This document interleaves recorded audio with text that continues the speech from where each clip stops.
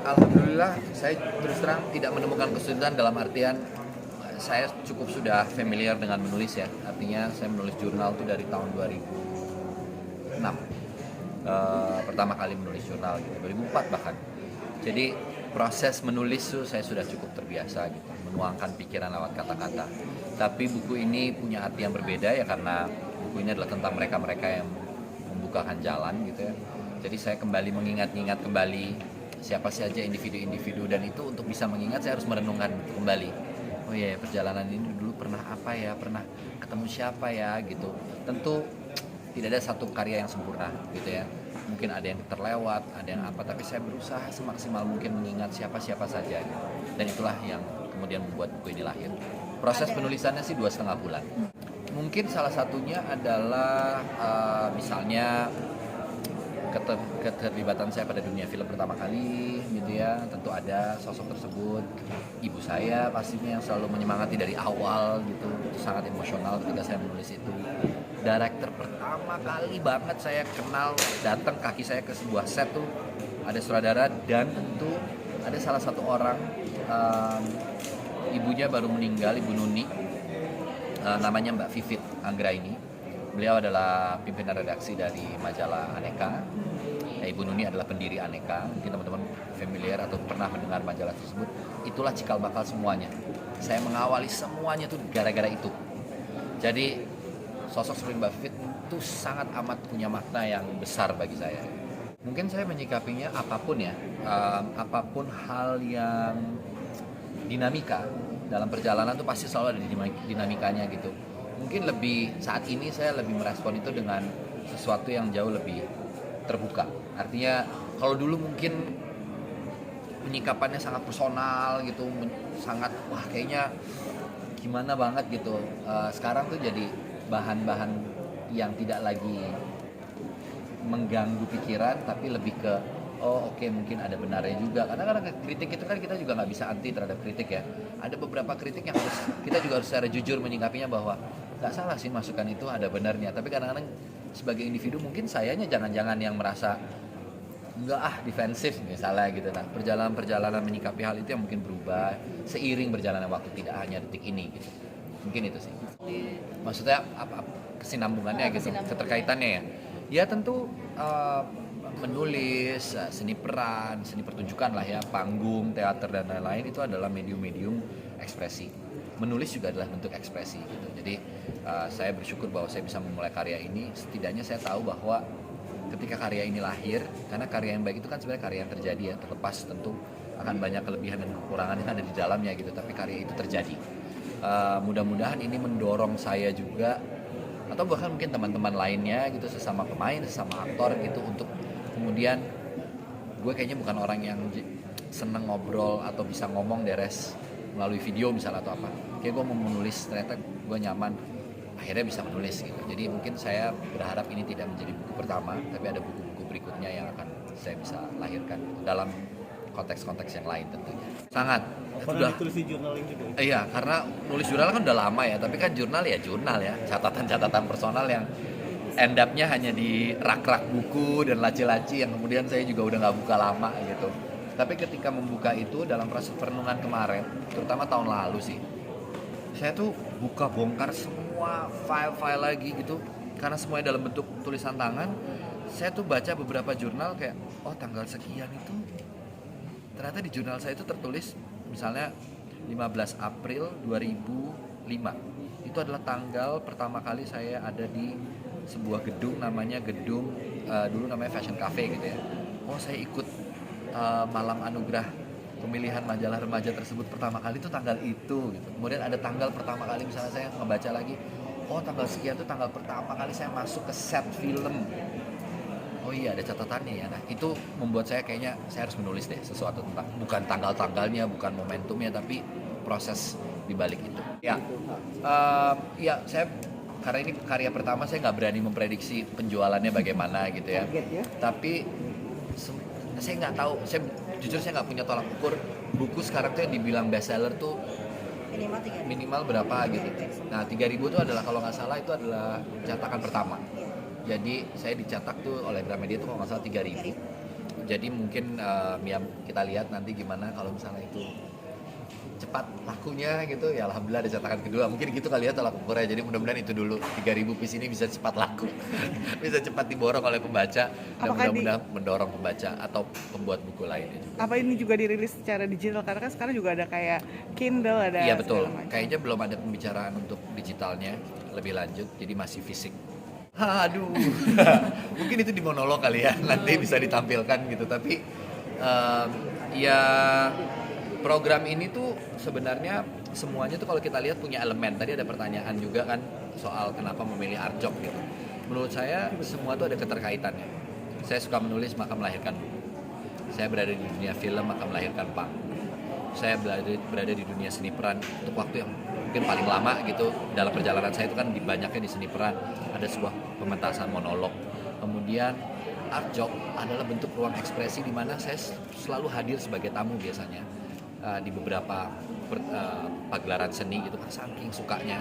Saya biasanya juga suka kalau ada kesempatan dan kemampuan saya membeli sebuah karya seni gitu, lukisan atau karya seni apapun, patung gitu.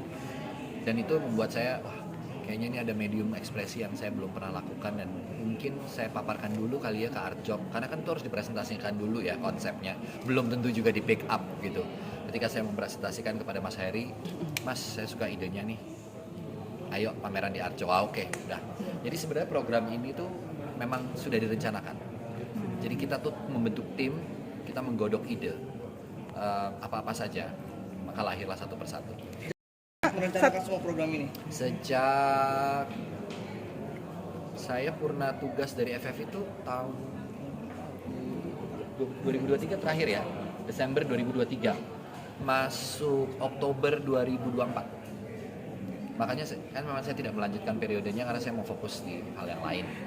Tetap saya ada syuting film memang dalam waktu dekat. Ada 2 film yang harus saya selesaikan, yang sudah sign dan sudah lock gitu ya.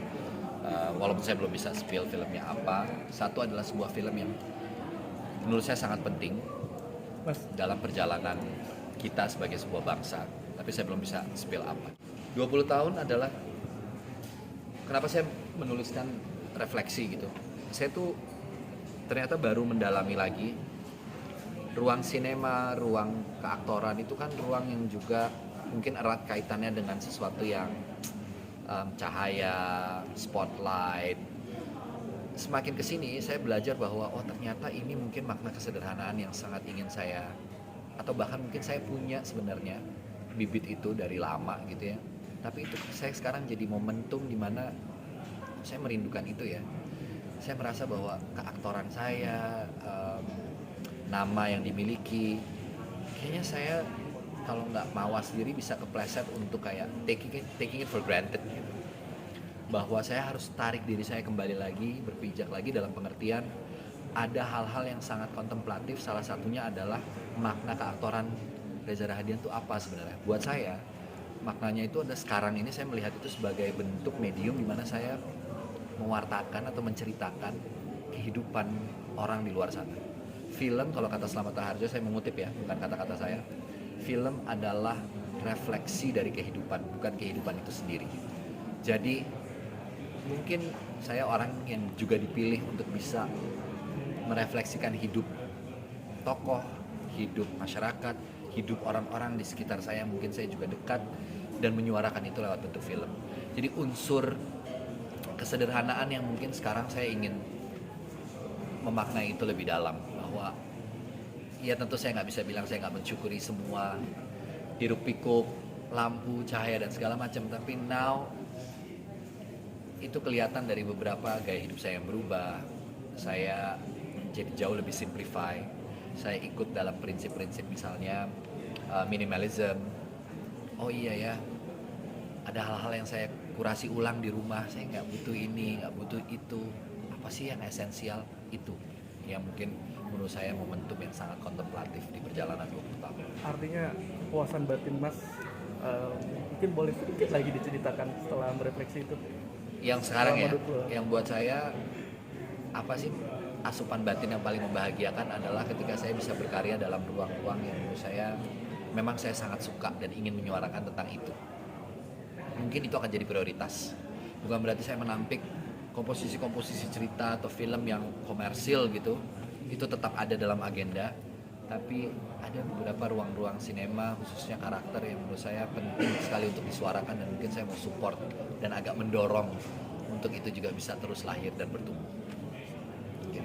Sales agent karena kami kesempatan diberikan oleh, itu dapat award kan sebenarnya dari HAF ya, dari Hong Kong, Goes to Cannes di Marché de Film. Itu adalah tempat di mana kami bisa mempresentasikan film sudah dalam bentuk beberapa rough cut yang ada, kemudian mungkin dari situ kita bisa ketemu sales agent untuk distribusi di luar Indonesia.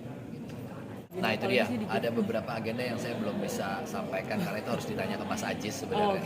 Tapi ada beberapa program yang akan dilahirkan. Ada beberapa program yang akan dibuat di JAF, ada beberapa program yang akan dibuat di JFW, Jakarta Film Week. Olahraga yang rutin pasti itu aja sih, makan yang benar, ya gitulah. Ada lagi teman-teman?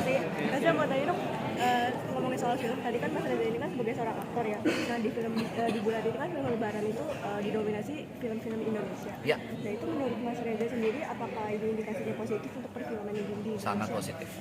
Terus apakah ada kemungkinan akses sinema seperti bioskop di daerah bisa ditambah untuk kedepannya agar masyarakat Indonesia di berbagai daerah lebih banyak menikmati film Indonesia? Oh iya tentunya, dan itu kan tidak lepas dari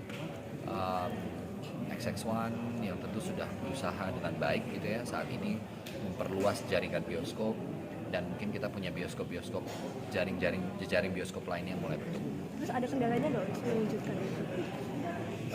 Sejauh ini sih partisipasi pemerintah yang semakin erat untuk bisa mendukung ini, saya rasa itu udah indikator yang positif, yang baik. Saya termasuk yang optimis bahwa industri kita tuh sedang sehat dalam artian minat penontonnya masih di sana, karena kalau melihat negara-negara ASEAN lainnya atau negara-negara Asia banyak banget loh yang sedang dalam kondisi yang tidak baik-baik aja juga gitu sinemanya ya. Oke. Thank you. Kalau ngomongin tentang perempuan, apa sih hal yang paling kuat yang kakak lihat dari sosok perempuan di sekitar kita? Nggak ada. Maksudnya misalnya perempuan itu hebat, berani Oh, ini pandangan saya terhadap perempuan in general atau spesifik? di sekitar apa? Sekitar saya mungkin ibu saya. Iya, gue. Ya mungkin ibu saya kali ya, sosok yang inspiratif, yang menanamkan kritik dan tetap menanamkan juga nilai-nilai yang positif dalam kehidupan saya, mungkin ibu saya. Ya. Thank you teman-teman.